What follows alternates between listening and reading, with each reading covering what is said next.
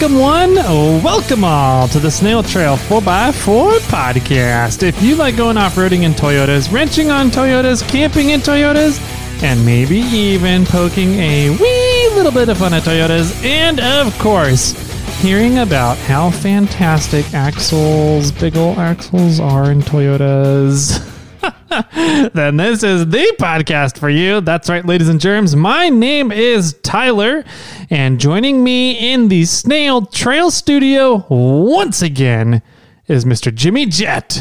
Mr. Jet Jims, Jimothy James Jimmy. How are you? I am doing very well. Thanks. You are doing very well. I am. You're not doing good? I'm doing fan-freaking-tastic. Fan-freaking-tastically well. Yeah, my tummy is full. Your tummy's full? Oh, yeah, we did just finish lunch. Mm-hmm. What'd you have? I had a carnitas super burrito. Nice. Yeah, with hot sauce. With hot sauce? You would? Of course. I had nachos with no hot sauce. You would.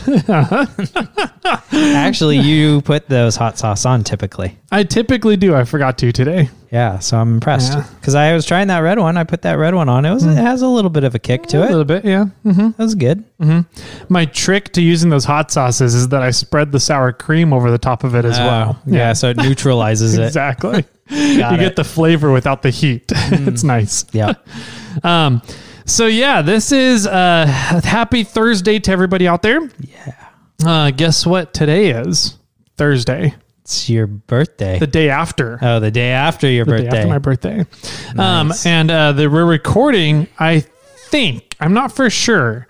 So I saw this post on social media from Bomber Fabrication. Okay. That said it was Randy's birthday. And Mr. Slauson was having a sale on all his chassis kits from today, April 5th, through April 15th. Oh. So I'm like, which day is his birthday? Because I'll need to send him like a little mini body bottle of Fireball just for shits and giggles. To say happy birthday. To say happy birthday, yeah. That's a good idea. See what he does. I'm sure he would love it. He'd probably return to sender with a note in there. What the fuck are you doing? Yeah. Yeah, and just the other day was National 4x4 Day. It was. April 4th. Mm-hmm.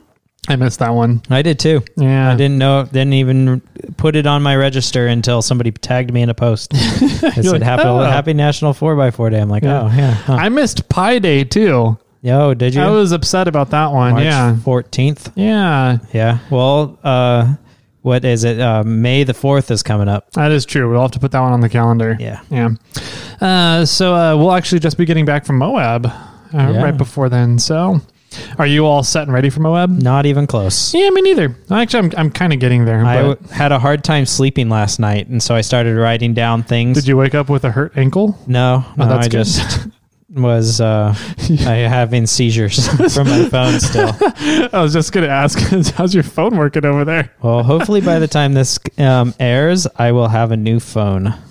But I wrote down a list because I was laying around and I was just thinking of everything that I want to get done for both the trucks before I leave. Both the trucks, okay. Yeah, for Clifford and for Bobcat. Mm-hmm. So Clifford, I want to change fluids.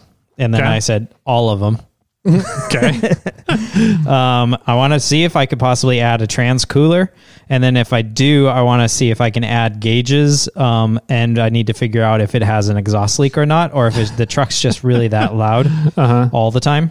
Also, I possibly am getting some shocks from Shock Surplus. Mm-hmm. Getting some Bilstein 4600s like we were talking about. Yeah, buddy. So if those come in, I think that would make towing a lot better. Mm-hmm. So if that all works out, I hope to be able to put the shocks on there beforehand. Nice. Then for Bobcat, my list it's actually not that bad. Let's see. Change fluids. Uh-huh. All of them. All of them. Which I don't know if I'll do all of them, but I need to at least do the engine oil. Yeah. Front brakes, which includes calipers, rotors, and then there's something else on here. What is it? New rotors, new calipers, and new soft lines. Okay. For the front. Mm-hmm. And then I need to work on the front axle by replacing some of the wheel bearings and possibly seals and stuff that were on that hot side. Mm-hmm. Maybe new tires. Maybe some sort of bead locks. Mm-hmm. I want to put my seats in that have been sitting around forever and a day. And I want to get the spare third member built so that I can have a spare third member to bring a spare third member with us. So yeah, so that's for the most part my list of things I want to try to get done in 3 weeks. Yeah, good luck. Yeah. The biggest good luck one would be the intercooler, transcooler on the Clifford. So I don't know. I don't know, man. That's a lot to do in 3 weeks. I know. So regardless, I need to do brakes. Yeah. And work on that front axle. And I want to change fluids on both of the vehicles, and that's probably the minimum. Okay. Yeah, I just need to swap out my T case. So my T case, I rebuilt my old one. It's all put back together. Cool. So I just need to essentially take out the T case that's under Kermit right now, and then put in the rebuilt T case. Got it. And then put fluid in and blah, blah, blah. So that's kind of the big thing. I was thinking about trying to do the clutch while I was in there. Supposedly the clutch is 2 years old, about 5,000 miles on it, maybe. So it shouldn't be going out. And Beer Andy told me one of the ways you test it is get going about 30 miles an hour and then put it in fifth gear. And if the clutch does not slip, then the clutch is just fine. It's something else. Okay. And so I did that, and it wasn't slipping at all. But it's still making a weird noise. So I don't know what it's hitting on or rubbing on, or what something I was hitting or rubbing on. I don't know. It's really strange. I thought the 4Runner was in pieces. My 4Runner? Yeah. No. Oh, it's drivable right now? Yeah. Oh, okay. I thought you had already torn stuff out. No, not yet. To try to get ready to do the T case swap. No, not yet. I've just been building the spare T case. So, anyway, so I don't know. I don't think I'm going to redo the clutch. But after driving for a while, my power steering gets really hot and the pump is not happy. And this was happening the last time when I replaced the power steering pump. And I think what I need to do is just replace it again and then put in a whole power steering cooler into it. So I think I may or may not try and tackle that and get that done before the trip as well. I don't know. Yeah. That's a big one too. Yeah. So right now, definitely swapping out the T cases, and that's probably as far as I'm going to get. If I can get further, I'll try and do the power steering as well. But, yeah, I've noticed the power steering pump only really gets super hot if I'm driving the rig on the roads, on the highway kind of thing. That's weird. Yeah. So if you're on the highway, you're not really turning. You're having a lot of steering input though, back and forth to stay in the lanes with 40-inch tires on Highway 80. Maybe. Yeah. I would think that crawling to some extent would make it hotter because it's not, you're turning and cranking it and using it. I don't know, I guess. It doesn't seem to whine as much when I'm just crawling around. So I don't know. But anyways, so that's on my to-do list for Moab. Other than that, just the oil and the F-150. So I'm going to do a oil filter relocate though. Are you? I'm going to finally relocate the oil filter on that thing because it's in the stupidest location. So I'm waiting for that to come in before I do the oil. But anyways, yeah, that's all my to-do list. So wow. Yeah. All right. Not too bad. Let's see how much we both can get done. Yep. I got about 3 weeks, 2.5, 3 weeks. So thanks for reminding me. So let's get into some updates here for back end housekeeping stuff. Yeah. Shall we? We got a lot of information to talk about today. Do. Yeah. Mainly about Patreon and irate 4x4. So that's going to take up a good chunk of things. And then later in the episode, we'll probably talk about birthdays. We'll talk about reviews, some voicemails, and the Tesla property. Right? Yep. Okay. So let's start with Patreon. Patreon's dead. Patreon is dead. We shot it. No, I'm just kidding. It's still up and running. But what we're going to do is we're not using it anymore for any of its original intended purposes, right? Yeah. So doing the giveaway or the gift box tier. But we realize that some people still want to support the podcast and they would rather do it maybe through Patreon, or some people just don't want to deal with the hassle of moving stuff over. So we are going to eliminate the 10, the giveaway and the gift box tier, and just leave the snail trail access tier, essentially. So that tier will be open, but we're not really going to be counting it towards anything. Well, it doesn't count towards anything. It gives you access to the Facebook group. It gives you access to the tokens, which all that token information is now going to be up onto iRate 4x4. And then it gives you access to our discount codes. Yep. So that will be all that Patreon is going to have available there. If you want to continue for the monthly giveaways that we do, or the gift box, you need to sign up over on iRate. So if you are currently signed up on Patreon and you need to sign up over on iRate, just cancel your Patreon subscription so you don't get double charged for stuff. And we cannot cancel you. So make sure you get that canceled when you go to iRate so you're not getting double charged. We did have some questions come up about whether or not people were getting double charged during this process. Right. Yeah. What's the answer? No. Correct. But yes. No. No, you're not getting double charged. The way that Patreon works is once you signed up, they don't charge you until the beginning of that next month. So if you signed up on, January 2nd, you don't get billed until February 1st. Correct. So since they bill at the beginning of the month for the previous month, everybody that had entered into the giveaway for March is getting billed in April. April 1st. April 1st, you got billed for March. Correct. And then when you sign up for iRate 4x4, it immediately charges you for when you sign up. So you're not getting double billed. Correct. You are getting hit twice. You're getting billed twice, once for March, once for April. It's just happening within a couple of days of each other rather than spread out a month. Right. Yeah. Yeah. And I forgot, one of our patrons reached out to me and I actually sent them what Patreon sends me. And, and it says this, here's your total you received. And I washed that out. And it says, here's your bill that you received. You should be fully paid up through April 5th. Yeah. Right. So everything from April 5th back has been fulfilled. So Correct. Everything going forward in April, nobody has technically paid for yet. Correct. Yep. On Patreon. Yep. So yeah, I hope that clarifies that a little bit. So really the gist of it is, excuse me, Patreon you get billed on Patreon for the previous month and you get billed on iRate for the current month. Correct. Yeah, you're billing on iRate. You will have an anniversary date rather than a day that everybody gets charged at the same time, right? A monthly bill date.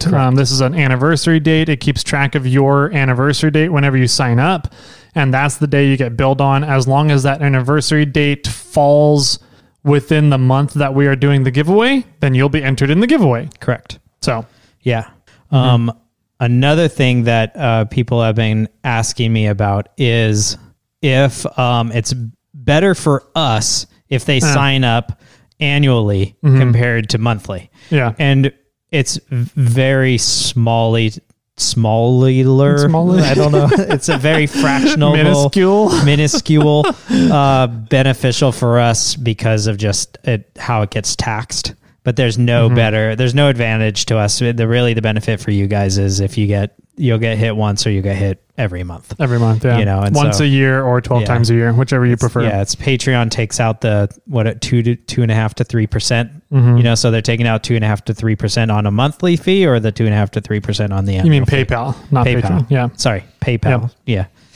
Yeah. So I concur on that. So yeah, whatever works out easiest for you guys and is whatever you prefer, that's what route you should go, monthly versus annual. So the nice thing about moving over and doing this is that it's anniversary dates. So if you go annual, you are only paying for the actual year that you're using it rather than paying for the year up to the point, which is weird because they don't do that on monthly.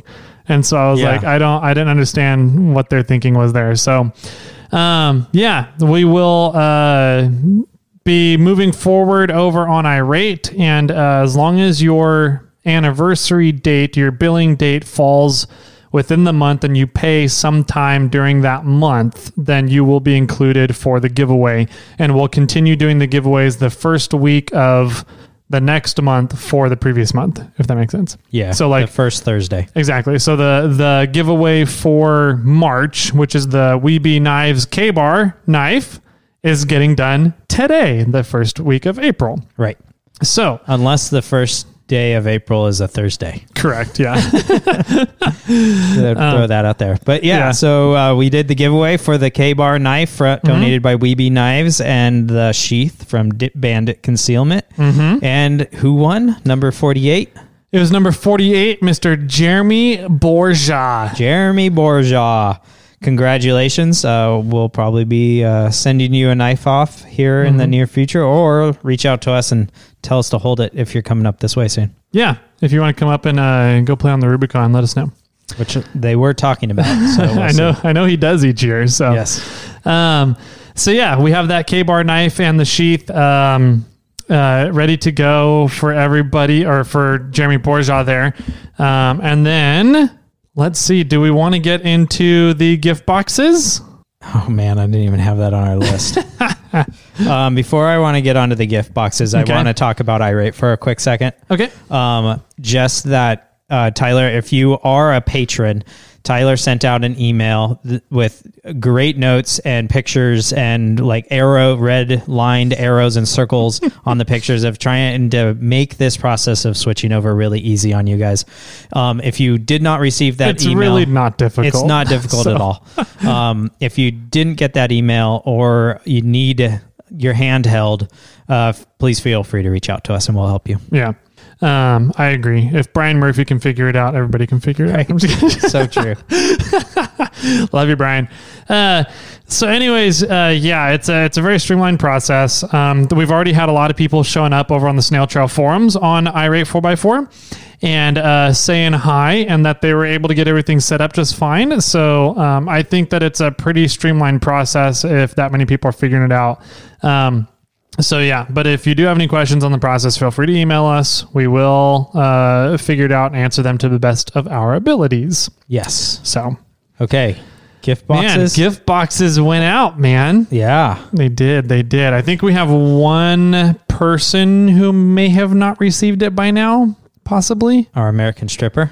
Oh, maybe him too. So too. Yeah, his is still in my truck. So okay. He hasn't got it. Okay. So, sorry, favorite stripper.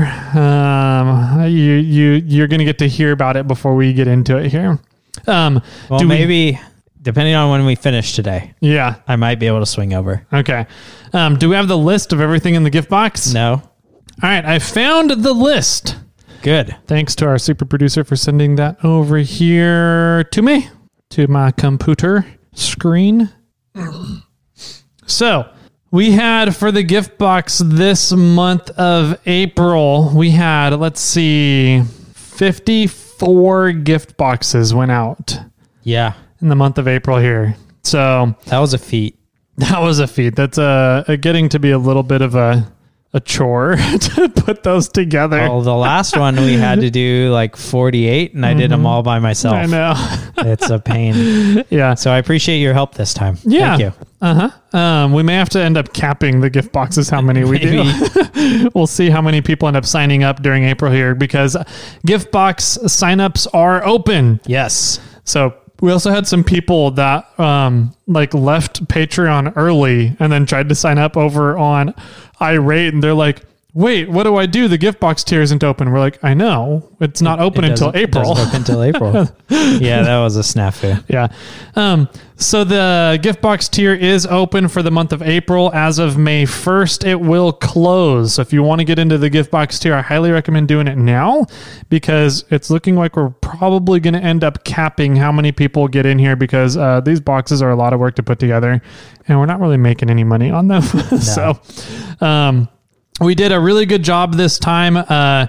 So every time you pay for the gift box, which is above and beyond, it's $10 beyond the giveaway tier, right?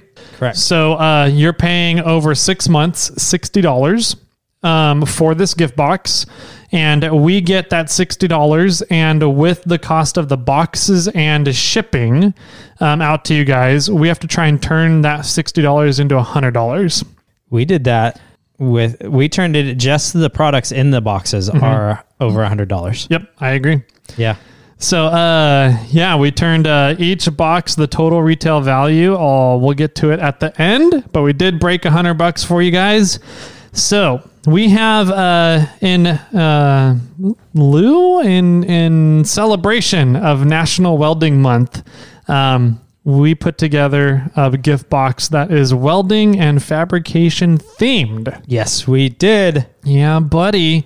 So a lot of the stuff in there is stuff that you can very much use if you do any kind of welding, any kind of fabrication, any kind of wrenching on a vehicle. I'm sure there's something in here that you are going to be using in the near future. So let's go and start working our way down the list, shall we? Okay. Well, all right. The first item is a speed square.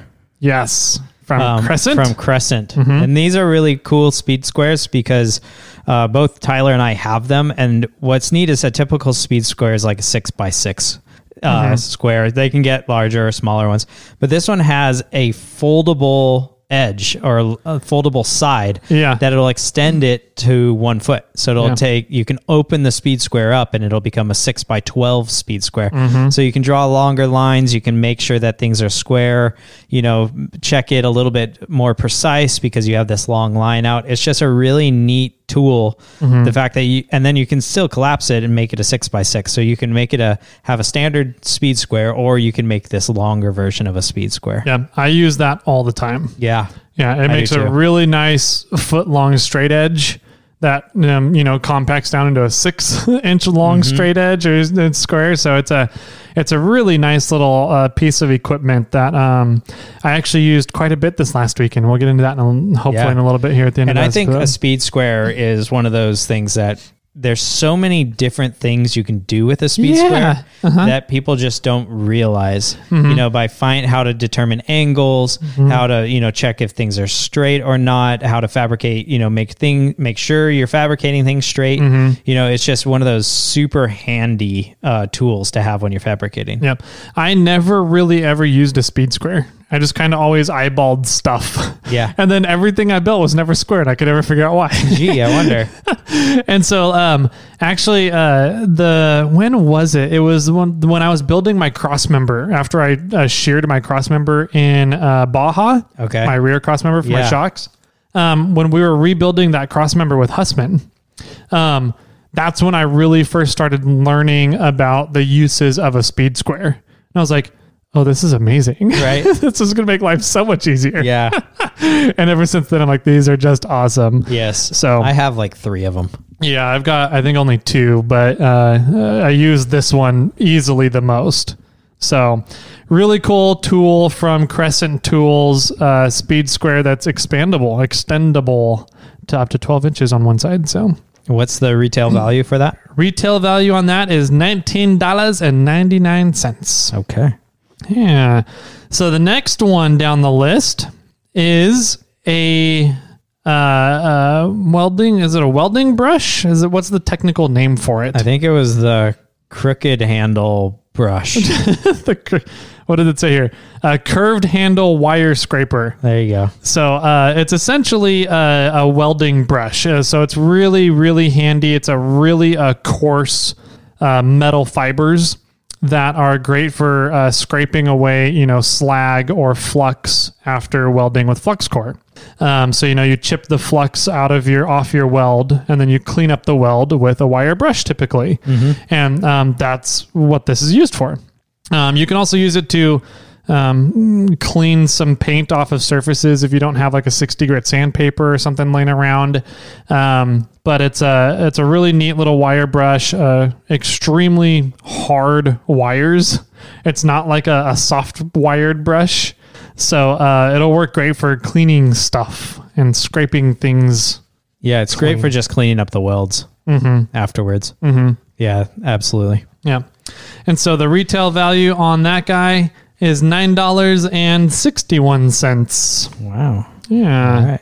The next one we have on the list is drill brush from Gear Wrench. And this is a type of drill brush. You'd put it in a pneumatic drill. No, not a pneumatic, a cordless rotary drill. Handheld drill. Yeah, it's not for like an angle grinder. This one, it's more narrow, it's more fine. It's, probably got an inch to an inch and a half of a diameter, of all the bristles in it. And so you can really get tight into some of those nooks and crannies of, cleaning things out before you do any of your fabrication. Whereas like a larger cut brush or wire wheel of some sort, they're sort of with an angle grinder, it's hard to get into some of those harder to reach areas where this one can help you get in there. So, yep.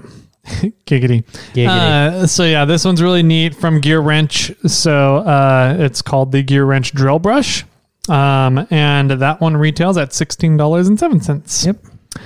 Yeah. So the next ones here are pretty neat. These kind of the next stuff down. We wanted to get in touch with a couple of companies and that had a really neat specialty, right? They specialize, they have a niche that they do business in within kind of the welding fabrication market. And so Empire Abrasives, I don't know if anybody gets their abrasive expendables from Christmas. from them. But I highly recommend it. They have some really good stuff there. Go check them out. But we got a couple of flapper discs and a strip disc. Yep. And what was interesting when we were talking to them about ideas for the gift box here, they asked if we wanted to do T27 or T29 flapper discs. Yeah. Yeah. And both Jimmy and I kind of looked at each other. We were like, I don't know what that is. I don't know what the difference is. We don't know. What do you guys recommend? And so, yeah, what was the difference there between a T27 and T29? Because I had no clue there was differences there. Yeah, it's sort of the makeup of how the disc is put together, where a T27 is completely flat. It's flat across the grinding surface, and a T29 has sort of a curve to it. So a T27 is better for some flat sanding. It's best used for like 0 to 15 degree angles, and good for smoothing and blending of surfaces. And a T29, which is the curved kind of style, it's like slanted. If you look at, if you hold the flap disc up like a pancake, horizontally flat, and look at the top of the grinding surface, the pads are actually slanted off the ends of the disc. Right. Yeah. Exactly. And so they say that it's better for contouring shapes and surfaces, and it's more aggressive grind, and it's better for angles up to 15 to 25. Yeah.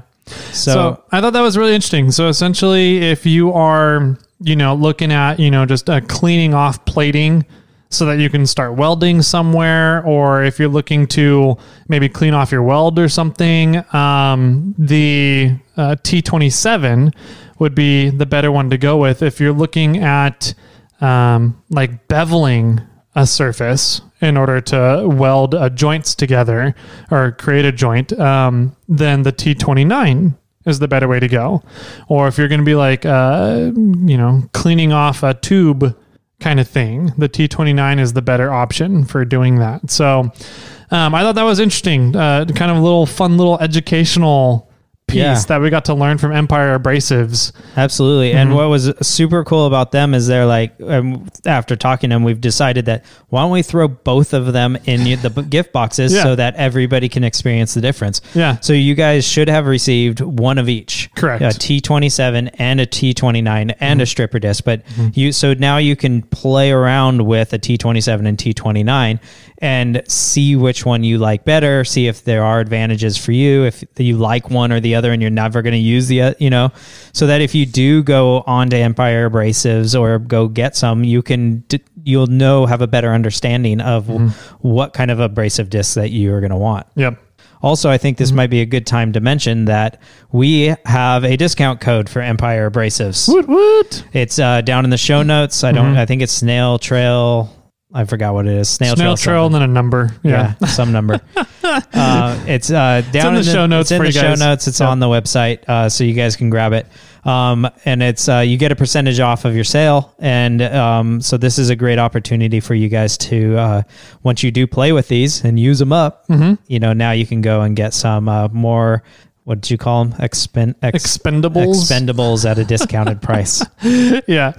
So, really cool place, really cool guys. They were really neat to talk to over the phone, and really wanted to step up and support the podcast and do something fun for the listeners. So, you guys have 3 expendable items through there, and once you guys use them up, you can go back and get some more and say hi to Empire Abrasives for us when you guys are there visiting them. Yeah.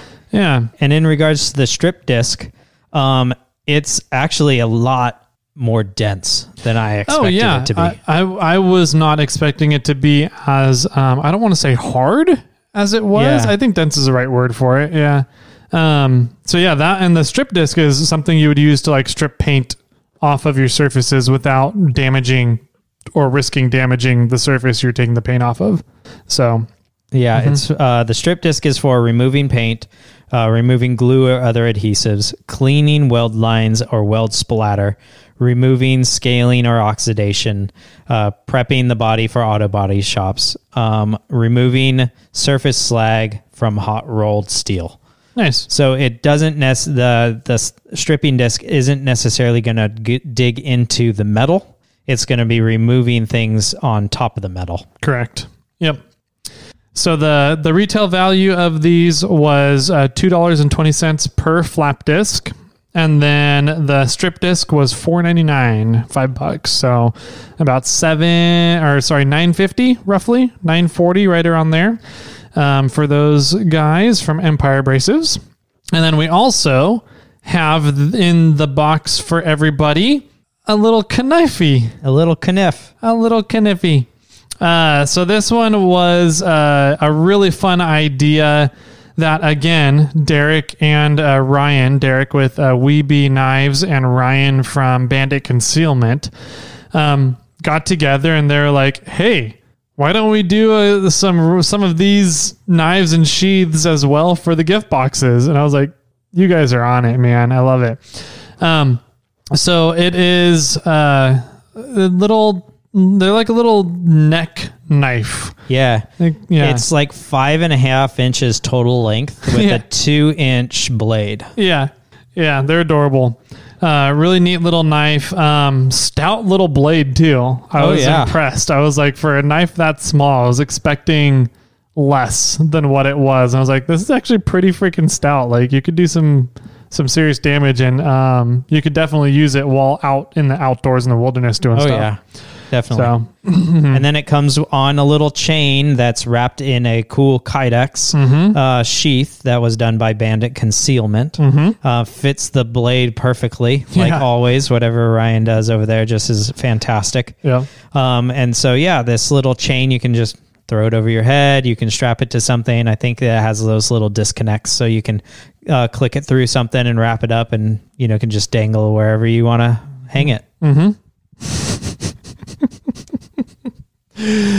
So yes, so huge shout out to those guys for coming up with a really neat addition to the gift box this round.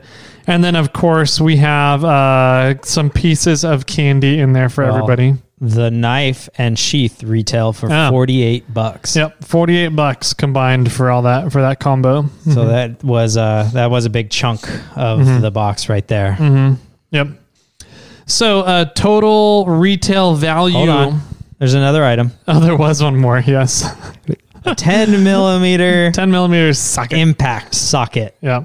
For you guys. Did everybody get the impact one, or? Yeah, I believe everybody should have gotten the impact one. I didn't put those in there. You did it. I just kind of grabbed, because we just have a big old box full of 10 millimeter sockets that we got from Gear Wrench. So I was just grabbing handfuls of them and throwing them into random boxes, gift boxes. You either got a 10 millimeter impact socket or a 10 millimeter random socket. Yeah, exactly. But yeah, Gear Wrench Corey threw those at us one day and said, I'm harping and preaching about using impacts, so here you go. Oh, that's funny. That's right. He does love his impact stuff. So yeah, the retail of that socket is about $2.20, $2.20, just depending on, I guess, which random sockets you got. Mm-hmm. So let's see. Were there any other items there? Well, there was the candy. The candy for everybody. Yeah. Air fresheners. There's a bunch of swag in there from Weeby Knives, Empire Abrasives, Bandit Concealment. Yeah, there's some money off on some products inside of there too. Yep. $5 discounts towards whatever Kydex custom sheathing you want done with Bandit Concealment, and a couple other goodies in there for the other companies. So yeah, a really fun gift box. I thought it turned out really well. It went out on time to everybody. Yeah, it went out early to some. Yeah, it did. It went out early to a few, and we've already had a couple of comments that it's a extremely useful gift box this time. And I was like, I kind of agree. It has a lot of really, really useful items that, again, if you're doing any kind of fabrication or working on a rig or welding, anything like that, you're going to use probably all these items pretty soon. So total retail value of the box came out to about $105. Correct. So just over $105. So we turned you $60 into $105, and $9.50 of that was for shipping. Averaged $9.50. So really like $40 or $50.50 we turned into $100. So the benefit of bulk buys. Mm-hmm. And some really cool relationships with some really cool companies too. Absolutely. That we've been able to build thanks to the podcast here. So yeah, so let's just do a quick little shout out to Gear Wrench, Crescent, Empire Abrasives, absolutely, Weeby Knives, Bandit Concealment. Did I miss any? And Snail Trail 4x4 for the candy and the air fresheners. There you go. Yeah. So some really cool stuff. Hopefully you guys enjoy all of that. Have you heard about our our one box, our single box yet that we sent out? No. Okay. We'll keep you guys updated on that. We'll see if we even hear about it. So he gets to open his box via Zoom, apparently. So I don't know. There's been a history of the box getting opened before the Zoom call. Yes, that's what I've heard. So I'm curious if that's going to happen again, or if they're just going to Zoom call him and open it on Zoom with him. My guess is they're going to open it before Zoom and then just say he never got a box. That'd be fair. I could see that happening. All right, so we'll keep you guys abreast on that. And yeah, that's the gift boxes. Yay. What else do we got on the to-do list over there? Birthdays for, let's see, we've got FNGs for March. Was that correct? We have an FNG for April. But we're doing the FNGs for March. Yeah, and the then FNGs the birthdays for April. Correct. Okay. Yeah, because we don't know who signed up because of the way that Patreon works until the end of the month. Until the end of the month, exactly. All right, so let's see here. For March, 1 year birthdays. Okay. So, sorry, April, 1 year birthdays. We just had this talk, Jimmy. April birthdays. April birthdays, 1 years. We have Anthony Arguelles. I'm going to go with Arguelles. Arguelles. Do you confirm? I do. Okay, cool. And let us know if you got your box. Yes. Anthony Bradshaw. Hey, Anthony. Congratulations. And Summer and Tia Rhodes. Summer and Tia Rhodes? Mm-hmm. Wow. Mm-hmm. Two of them. Mm-hmm. Twins. Twinsies. Birthdays. I'm guessing it's a couple. Oh. So, okay. Yeah. And so that's the 1 year birthdays in April here, which has the same birthday as Tyler does. So congratulations, you guys. He's still only one also. I am also one. And then for the 2 years, we only have one. Really? Yeah. Oh. Only one. You know who this is. Hopefully. Well, he got an extra box. So. Robert, Mr. Weld's Taco is in the 2-year birthdays here in January. You know how that happened, don't you? No. Because his was the box that we sent 2 boxes out early. Gotcha. And his was the box that sent out early. Gotcha. And then I did the front half of the labels, and then you did the back half, and you just did it again. Yeah. And I should have gone in there and marked like these people already received theirs. Yeah. Oh, well, he will be getting that back. So, yeah. Well, we're going to ask for that one back there, Robbie. Mm-hmm. So we'll send you a label for return. Yep. Happy birthday, though. Happy 2-year birthday. Yeah. Thanks for all the support, buddy. We're actually going to be working with him on going through the Rubicon this year. We are, and he's going to chop and do surgery on Charlotte, I think, beforehand. Nice. That'll be fun. I want to see how that goes. So, happy birthday to you 4. Thank you for all the support. Hopefully we can continue it and keep doing some cool stuff and upgrading the show as we go along. Like this new piece of software that is really, hopefully, crossing my fingers, is going to be helping us out this month with all the welding interviews we're doing for National Welding Month. Yeah, we'll see on the next few interviews how it goes. Mm-hmm. If you guys are interested in these gift boxes, the leftovers, because we ended up ordering enough stuff to make 60 boxes. And so that means we have about 6 boxes left over.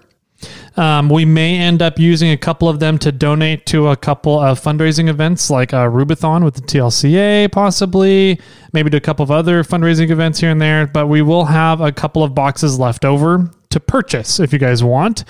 So if you're interested in grabbing one of the leftover boxes that we're going to have here, the gift boxes are going to be $85 over on Snail Trail 4x4. Just head to snailtrail4x4.com, go to the shop, and you'll see the gift boxes listed there. You can order one up and have yourself all the items that came in the gift boxes. Yay. So that was all the birthdays? Mm-hmm. Okay. Next on this list is reviews. I think we have FNGs to do still. Oh, sorry. New birthdays. New birthdays. Do we have any FNGs from last month? We actually did just a couple here. So because they got in before we started announcing the whole changeover to iRate. Mm-hmm. And so we have Jordan Burns and Betty White 17. Oh, nice. Hey, Betty. Yeah. So Betty White is actually local here in the NorCal area. Yeah. She's got a white 4Runner. Mm-hmm. So Jordan Burns and Betty White 17. Probably named Betty. Probably named Betty. Betty White. Oh, that's funny. Anyways, so that's all for the FNGs, the birthdays, the gift boxes. What else do we got on the list over there? Reviews. So for reviews, or did you have something else there? No, I want to interrupt you. Interruptions. Yeah, I'm waving my arms over here. Before we get to reviews, since we were talking about birthdays, I figured I might give you your first of many. First of many? Tyler month birthday gifts. Oh, man. I'm excited. You didn't have to do many. I would have been okay with just 2. Okay. I'll return the others. No. You got to hold on to them for like Christmas or something. All right. So this is a box here. It's a nice knife. What knife is that? That's a crescent knife. Oh. Yeah. It's one of their all metal ones. So it has some heft and girth to it. Yeah. Let's see here. And so this box in here there's some paper. I was just going to chuck that, but it sounds like there's something wrapped up in it. And what is this? Magnetic vise jaws. So how strongly magnet are they? I don't know. I don't think they're super magnetic because I believe what it is, it's magnetic with rubber on it. Interesting. So you stick the magnets onto the vise jaws and now you have a rubberized section instead of metal. That's really cool. Okay, yeah, I definitely needed some of these. So you don't, if you're going to do, so if you're putting anything in the vise that you don't want to scar up or scratch or anything, or is not, or the metal might hurt, you can slap these on there. Yeah. And now you got a rubberized vise. That's really cool. Yeah, I've had God, what was I working on? I don't remember what it was, but I was like, man, I need to like put a towel or something in the vise to keep it from marring everything. Yeah, and that's the word I was looking for. Yeah, so these are neat. So it's essentially an aluminum rail with magnets attached to the back side and rubber on the front side. And then you attach the magnets onto your vise. Yep. And then it gives your vise rubber Some rubber surfaces. grippy. Yeah, that's neat. Thank you. You're welcome. Yeah, definitely be making use of these. Yeah, I figured rather give you something to use instead of waste. Waste? Like a screwball? Screwball never goes to waste. No, I was gonna, not screwball will go to waste at my house now. Yeah. I should just bring I think I have a bottle. I'll bring it over here. Perfect. Also, I wanted to, since we're talking about gifts and stuff, B. Murphy sent us something in the mail. I know what these are then. Did he send you some? No, I don't think so. Here, hold out your hand then. I've already looked through them. Yeah. So these are some stickers that he has made and come up with. Yeah, they're good. He started a whole Instagram of them. Yes, he did. Yeah. So what's that name of that Instagram? I have no idea. Okay, look it up while I'm explaining the stickers here. So these stickers are funny because his whole thing is not necessarily making fun of overlanders, but making fun of some of the stuff that overlanders spend money on, which we also do the same. And so there's a maxi pad traction board, and it has little strips of duct tape on it. So if you ever need to go and take your maxi pads on a trip with you, you can just buy one of these stickers and stick it onto your vehicle, and then you've got a maxi pad duct tape to your vehicle. So that's the first one. The next one is the one of those roto packs. Yeah. Which I believe either you or somebody else destroyed one on the patron snow wheeling trip. Somebody else. Yeah, we can't explain how it got destroyed, but Did it get destroyed? yeah. Oh. So Wasn't me. roto packs, another one of I tried to those save funny items. Yeah. Another one of those little funny items that people like to spend money on. So, and then there's a really neat little sticker. It says 12-ounce vacation, and it's just a can of beer with some palm trees coming out the top. And then I don't get this one. I mean, it's a cool little design, but I don't understand. I'm not sure how to describe it either. Yeah, I'm not sure. I don't know what its meaning is, but it's a hand that's facing up, like you're looking at the palm, and then that has a mouth on it, and then it's missing a finger. Yeah. It's just a cool design. It's a fun little design. So, yeah, Brian is he's great at designing stuff, great graphic design artist, and he's got some stickers out and available. So, and that Instagram account you can see them at is I Am Overlander. Yes, all one word. All one word. He doesn't have them all up though. He has another one with those funny little like mini shovels. He's got another one with the duct tape and the mini shovel. Essentially, by putting a mini shovel, a roto packs, and a maxi pad on your rig, you become an instant overlander. Yes. And you can do that with stickers. Should put those on the side window of Charlotte and call myself an overlander. Yeah. So thanks, Brian. Yeah. They're fun. All right. Little goodies there. All right. So birthdays are done. Gifts are done. So let's move on to reviews. All right. So reviews. We are doing reviews. Every 50 reviews we get here, we do a swag pack giveaway from the reviews that have been placed so far. So as long as you place a review, you're automatically entered for swag packs. And then at 500 reviews, once we reach 500, we are giving away a winch, a 9,000 pound rough country winch. And we are currently at 376. Ooh. 376. So creeping in on that into 400. So let's see. The next review up here is from B Lira 05. Hey, B Lira. Thanks. It says, cool podcast, 5 stars. Doing this from my stepdaughter's phone. Winch entry number 4. You know, all these people that enter multiple times. Yeah. I sure hope they remember the other people's usernames. Oh, I know, right? Yeah, that would be a big thing to remember. Because if somebody wins, if one of your aliases wins, you need to know who it is. Yes. Yeah, especially this person.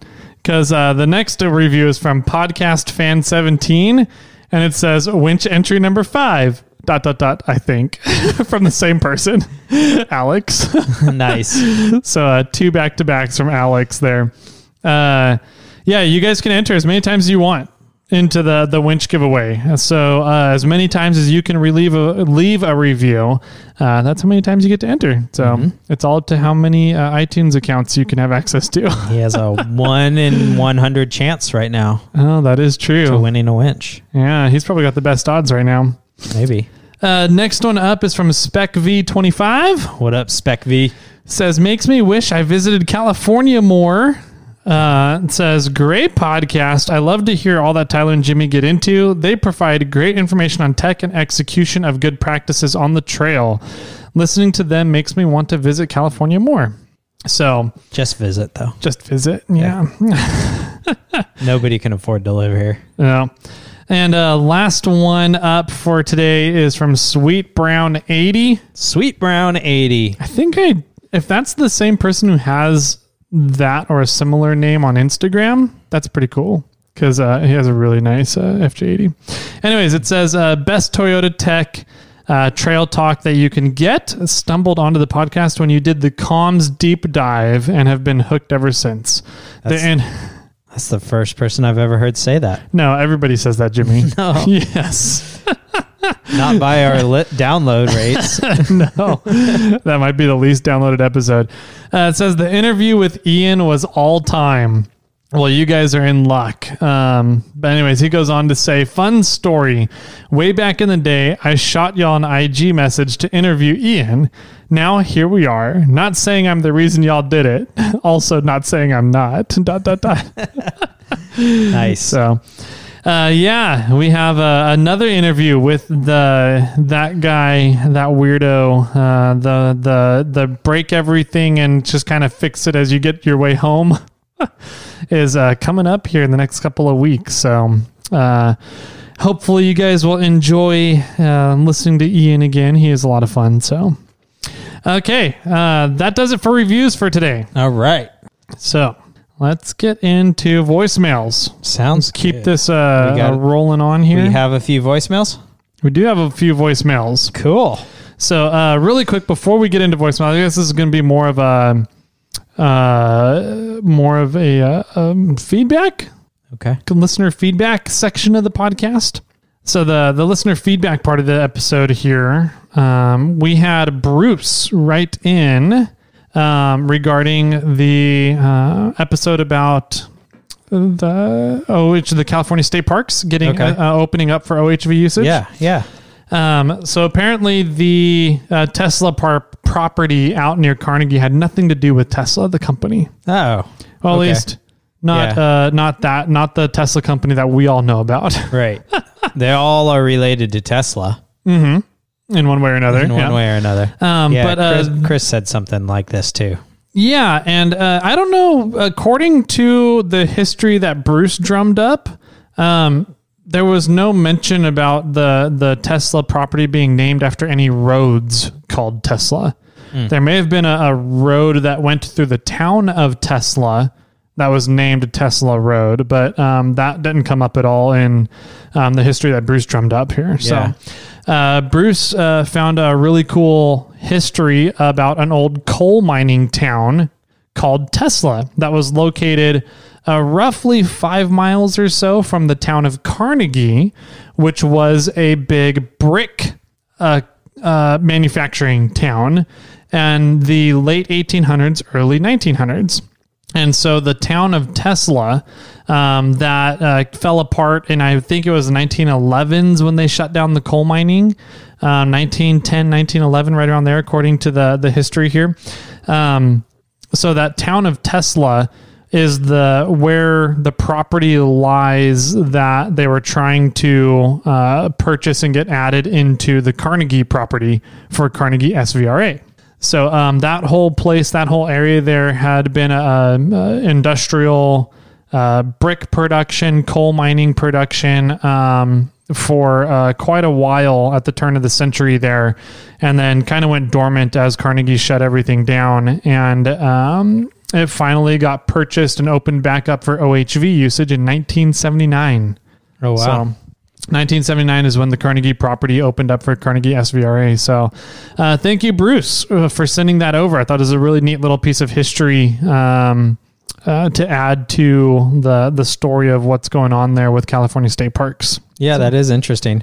And then Chris followed up with saying that there was a Tesla road out in that area that went by the property also. Yeah. And that they didn't expand. He was saying that they didn't expand or open the area up for off-road use because there was a lot of Indian artifacts in that area. Yeah. So, yeah. And I just looked up Tesla Road, and there is a Tesla Road in Livermore. Oh, nice. So, okay. Chris wasn't lying. Yeah. So cool stuff. Cool history there from everybody. Thanks for writing in, guys. And then we also have some voicemails with some more listener feedback. So let's get into the first one here. It is from one of our favorite Land Rovers. A regular caller. A regular caller. So here he goes. I don't know if we got Don or Donnie this time, but we'll figure it out here, I think, pretty shortly. Mr. Jimmy Jet, it's your favorite rover guy, Don here. I'm listening to Friday's episode. I think it was 832.64 or whatever. And you're carrying on about trying to fit tires and what tires and everything. You've got to take a lesson from the boys over at Total Off-Road Podcast and just remember their motto. More sawzall, less thinking. Those 40s will fit. And I know you've got a set of 40s sitting in the shop just begging to go to Moab. So more sawzall, less thinking. Just remember that. More sawzall, less thinking. Sounds good. I guess that's a good rule of life to live by. I agree. Yeah, I guess he wants me to ruin a set of tires, huh? Yeah. We'll just have some really sharp edges on this sawzall cut that it could go into some tires. Right. Okay, so after that, I guess he called right back. Oh, okay. And had some more to say to us here. I have to apologize. I think that's actually more sawzall, less research. But the point stands. Just start cutting. It will fit eventually. Talk to you later. It's all true. It is true. I guess it's just how you want to have your vehicle look. Yeah, right. All right, so thank you, Donnie, for calling in. We do have a third caller, I guess third call. Okay. That came in as well from one of our good buddies over at Wheeling Wine and Whiskey. Oh, no. Who doesn't ever go wheeling anymore. Like, neither of them have been wheeling in a while. I wonder if he's correcting us on Tesla. Oh, maybe. I don't know. It seems like a pretty short one. Let's see what he has to say here. Okay. The Snail Trail Cuddle Club hosted by Jimmy. I love it. Oh, my God. Whatever. The Snail Trail what? Cuddle Club? The Snail Trail Cuddle Club hosted by Jimmy. I love it. Oh, my God. Whatever. Okay. There you go. Chris Maines, ladies and gentlemen. I don't remember what that's to. I don't either. He'll have to call back and give an explanation. Was it maybe when we were interviewing Sean and you were saying how we were... we're all going to have a date with the movie pack? Maybe. I don't know. I don't remember. That's the only thing I could think of. I mean, drunk Jimmy gets a little cuddly, but everybody knows that. Yeah. So. That's funny. Chris, you might have to explain that one to us next time we see you. Right. That's awesome. But yeah, I mean, we could start a cuddle club. I think he wants to be a part of it. I think he's a little jealous. Yeah, I know. So I think he gets an automatic entry. He does. Yeah. He's like a big teddy bear. Yeah, absolutely. So. We just cuddle up in the back of his YJ. His YJ? There's no room back there. Exactly. I mean, gotcha. That's funny. I would say you can cuddle up in the Dodge, but you need something that runs so that you can have heat. So I don't know why he couldn't drive it around. I was thinking about that. Like he pulled his front drive shaft out, and then he was saying he can't drive it. Yeah, that was weird. I don't know. Like I don't know how it's sealed on the front. You know, if he would drive it around, if oil would come out. But yeah, I was curious about that. I would imagine he just pulled it off by pulling the U-joint ears or the U-joint U-bolts, whatever, hold the U-joint to the flange. Yeah, I don't know. The caps, I guess. I mean, I guess we could go look at the photo of the axle shaft, but maybe. Yeah, I was kind of curious, like why. Well, no, he said that he did go drive it around with the front drive shaft off. I thought. Right. And he didn't have any vibrations. That's how he figured out it was the drive shaft. Yeah, hear it whining and grinding. But then he was saying how he wasn't driving the Dodge around anymore. But maybe it's because he got that Chevy also. So I don't know. All right. Anyways, I don't question people's decisions. I just cheer them on. Yay. All right. So let's see. We had, I don't know, for this last weekend, I finally put together my drawers on the trailer that have been living in my head for a while and confusing everybody, apparently. Yes, I saw them. So you did see them. You saw the video. Yes. Does that all make sense now? Better? Sure. Okay. It makes sense. Like, I understand it. Mm-hmm. I don't know if I would have done it that way personally, but okay. It's not my trailer. Okay. So I'm just applauding you. Okay. Thank you. Don't question my decisions. Yeah. So I put a video out on Instagram of how I finally did the drawers. And so I have 3 drawers on either side of the back galley area, right? The cabinet space in the back of the trailer. I have 2 columns. Right. And there's 3 drawers, 3 pullouts in each column. 3 pullouts. The top pullout is essentially a countertop that is right up against underneath the top of the cabinet, right? So you pull that out and extends the cabinet, essentially the top of the cabinet. And then underneath that is a drawer that with no lid or anything. And it has about a 3-inch lip on it all the way around to keep things from rolling around. How tall is it from the bottom of that drawer to the top of your pullout counter? Or to the bottom of the pullout counter? How much room do you have? 4 inches. Roughly. So you can stick like a can or something in there? I mean, to the bottom of essentially about a can. That's about right. So we can fill that out with would Coors Lights be too tall? No, I think those would work. Coronas would be too tall. Yeah. Yeah. Okay. The idea is that stuff like towels or a rag or something or smaller dry goods items would go in there. Loaf of bread. Yeah, something like that. So that was the idea for those 2 drawers, and that's on either side. And then underneath that is the big deep drawers that have the lids that cover them. And stuff that'll go in there is going to be stuff that we definitely want to stay clean from any dirt intrusion that might come in through the door, which shouldn't be a whole lot because it's pretty much all weather and watertight and sealed except for the top. It's not watertight. We just have a drip bar across so that rain can't come in through there. Mm-hmm. So, but I don't know how well it'll keep dust out of there. Got it. From coming in that little slot. So I finished up the drawers. I really like the way it came out. And they turned out really sturdy. I really like using a nail gun. Yes. Those are fun. Yeah. And I like using my speed square from Crescent. So, turned out really well. Everything turned out nice and square, which was a nice benefit. So along with that, I also took apart the door panel again so I can get into the inside structure of the door. And I was trying to figure out how I wanted to set up the bracket to hold the door shelf. Mm. Yeah. And so I ended up taking a 1.5-inch square tube, 2-inch square tube, maybe. I think it might be 2 inches, roughly that much. So 2 inches. It's 8 inches. That's 8 inches. Man, never mind. Not going to go there. So anyways, 2-inch square tubing, and I cut off the top one whole side of it and then 3/4 of another side. So it comes down like an L bracket and then has a lip on the end of the L, right? Yep. And so that lip is 1/2 inch, the same thickness of the plywood that I'm using. And so then I took and welded two 3/4 inch steel square tubings into the structure of the door, and then welded those brackets to those square tubings into the structure. So the only thing sticking out through the paneling will be the bottom of the L bracket and the little lip. So that'll come out through the paneling, and then you'll just hook one of the lids from the big drawer onto that bracket, and then I'm going to put a little pieces of chain hanging down to secure it in that way. Cool. Yeah. Wondering if there's, not that it matters too much because you're not really moving around. You're not inside the trailer when it's moving around, so you don't need to worry about the chain bouncing around and making noise as you're driving. No. So, Yeah. yeah. Yeah, at least that's my thought. We'll never be in the trailer while it's moving around, so I don't really care if it flops and... Right. And if you are in the trailer when it's moving around, then you've got another problem. Yeah, exactly. Yes. I've got other problems than chain dangling around.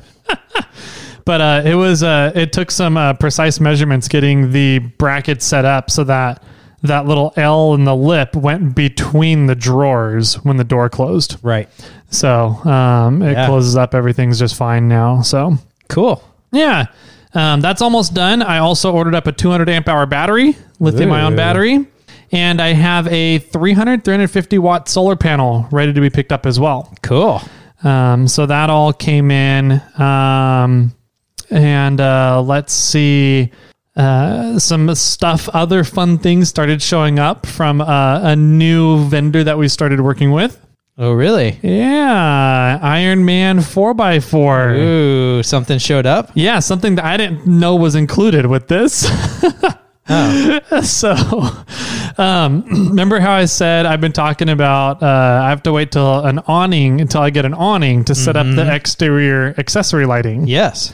Apparently, this awning that we got from Iron Man 4x4 comes with exterior accessory lighting. Oh, sweet. Yeah. So all the lighting just randomly showed up, and I was like, what is all this? I started opening it up, and I was like, it's from Iron Man 4x4. And I was like, these are lights. They sent us lights too? I was like really confused about it all. Okay. And then I went through and looked back through the full description of that awning that we got, the 270-degree awning. And it does say that it comes with accessory lighting. Oh, wow. Yeah. Well, I guess I'll return one of your gifts. Yeah. No, I could use more lights. Put more lights up. So, with the 200 amp hour battery, I'm going to be setting up essentially 350 watts of permanent solar and then 100 watts of mobile solar that I can move around. But with 200 amp hours of battery, we should be able to run whatever we want. And I'll also end up putting a hookup on the tongue of the trailer to hook it into the 4Runner or the F-150 or whatever I'm driving at the time hauling the trailer behind, just in case we need to recharge the battery. The solar isn't keeping up with it just due to bad weather or whatever. We can hook it into a vehicle. Oh, cool. And charge it off of the vehicle's alternator. So, sweet. Yeah. Can you do that through a 7-pin or you have to run additional wires? You have to run additional wires. Okay. Yep. So you got to run additional wires and do a DC to DC charger or DC to DC. It's not an inverter. DC to DC power supply, I guess. Converter. Yeah. So it just regulates it to whatever amperage your DC to DC is rated at. So I'm going to put in I need to get a 40 or 50 amp solar charger. And then I need to get, probably I'll do like a 30 amp, 20 or 30 amp DC to DC off of a vehicle. So regulator, I guess it would be a regulator. Yeah. So, I get to set all that up once that all comes in. Cool. And we're just waiting on the awning. Once the awning is here, then I can set up the exterior accessory lighting. Yeah. But pretty much once that awning, it's a pretty badass awning. Dude, I'm so excited for that awning. I know, me too. It's a 270-degree awning that has no kickstands. So it just kind of unfolds and goes from one side of the trailer all the way around the back. So we'll have it cover kind of the entrance to the sleeping area side of the trailer, and then it'll go all the way back around and cover the kitchen galley out of the back of the trailer. And there's no kickstands off it. It's all supported based on the brackets that you put up and hang the awning from. Yeah. And then since it also comes with exterior lighting too, that's just a big bonus on everything. Huge bonus. Yeah.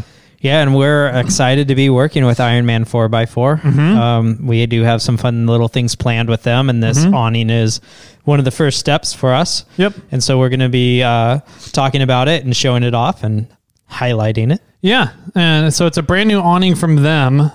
So as we get it installed and get to go take it out and use it, we'll give you guys feedback on it and see if it's worth its price tag. But so far, especially with all the extra, like 5 boxes of lights showed up. Wow. Yeah. Are they like little strip lights that you're going to just put underneath? Do you essentially, know how they go? they're like 6-inch bars. Oh, right. Okay. So I'm not sure exactly how, if they're like, I got to wait for the awning to show up to see if there's spots under the awning that you're supposed to hook it all into, or if it's just like excess that you get to install however, wherever you want underneath the awning. So I got to see how that whole mounting systems works with the lights and the awning. Cause I can't imagine with 6-inch light bars that you can have them attached to the awning and stow the awning. Right. So no, exactly. Yeah. But pretty cool. Really well thought out so far from everything I've seen from it. So just once the awning gets here, we'll get all that installed and put up and get you guys some feedback on it. Yeah. Another thing I wanted to say about Ironman 4x4 is I knew that they did suspension stuff, but I had no idea the vast amount of products that they have. They have so much. I didn't realize either. So much. They have like tons of camping supplies, tons of camping tools, and then all kinds of bumpers and winches and, skid plates and rock sliders and suspension lifts. There's a lot of stuff, man. For many different types of vehicles. So, so if, we're going to be trying out and testing a bunch of this stuff. And then I think here soon, we're going to have a discount code for them for you guys as well. We have one. We got it? For the astute listener that pays close attention, it's been in the show notes for about the past month now. Oh, okay. So, just go over to Ironman 4x4, the American site. So they've been around Australia for quite a while. And they just started getting over into the United States market, and they're really trying to push the United States market and the brand of Ironman 4x4, which is a really good brand. They're taking a lot of the things that they've designed, developed, and tested in Australia and bring it over here to the States finally. So it's going to be really, I think, exciting to see a lot of the stuff that they come out and do here in the States, especially because talking with their marketing, their R&D, their engineers, their designers, there's some things that Australians like to do and some things that Americans like to do, and they don't always overlap very well. And so they're taking the products that they know work in Australia and they're tweaking them with how they know Americans like to use their vehicles, which is pretty cool for them to kind of go and, I don't want to say reinvent their product lineups, but they're making changes specifically for the American markets because there are little things here and there that we like to do differently from our Australian friends. I don't know. That's too close of a word. Acquaintances. There we go. That's what I was looking for. Especially that Aaron guy, right? Aaron. Yeah. I'm not friends with him. Yeah, I'm not either. He was a convict. It's true. He's from the Alabama side of Australia. Oh, that map's hilarious. We'll have to get that posted over on the Snail Squad forum on Irate. Charles, you can post that. There you go. Point to where Aaron's from. That was hilarious. So, we got some really cool stuff showing up from Ironman 4x4. There is a 20% off discount code, which is a pretty big discount for if you guys are looking for anything. And they do have a lot of stuff. So go check them out. Go check out Ironman 4x4. That discount code is SnailTrail20. So Snail Trail 20 will get you 20% off. So go check it out. Say hi to them. Tell them that we said hi in return. And let us know if you guys have any questions on that or any questions that we can pass along to Ironman that you guys want answered. And we can answer them on the podcast for you. So I think that about does it. That has everything. That's the stuff that I got ready. So. Yeah, I think that's enough. I mean, that was a lot of catch up and information this week. So. Oh, I did get some 10.5-inch housings, but we can cover that in another episode. I'm just really excited about them. Yes. Yeah. So, yeah, I think that about does it for this episode. There was a lot of information for housekeeping stuff. We've had some really fun episodes as of late, and so we kind of had to spend an episode here getting caught up with housekeeping stuff. So now that we're caught up, go back to our normal, regular scheduled programming. And Monday, we're going to have a fun interview here for you guys. That has to do with National Welding Month. So hopefully you guys are enjoying what we're putting out. And with that, you guys can send any and all feedback over to the Grams of Instaland. You guys know what those are. And also over on email at Jimmy or Tyler at snailtrail4x4.com. And you can call in. You can be like Donnie and Chris and get in on the Snail Trail Cuddle Fest, led by Jimmy Jet. Boom, chicka wow wow. So you can do that over at 916-345-4744. And with that, Mr. Cuddle, sir, yourself, do you have any final words for everybody? Have you heard anything about episode 249? I did actually. But you know what? In the meantime, we got to go crawling. So everybody, keep crawling.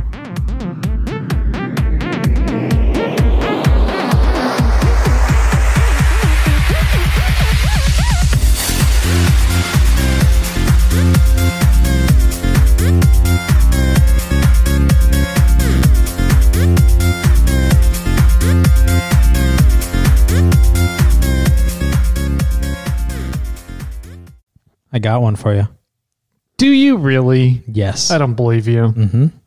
Okay. Do you know there's 3 types of people in this world? I did. Yeah. What kind of people are they, though? Those that can count and those that can't. What about the third one? Those are the only 2. But you said there's 3. I'm confused. Does that make me a third person? Or does that make me someone who can't count? I don't know. I don't know.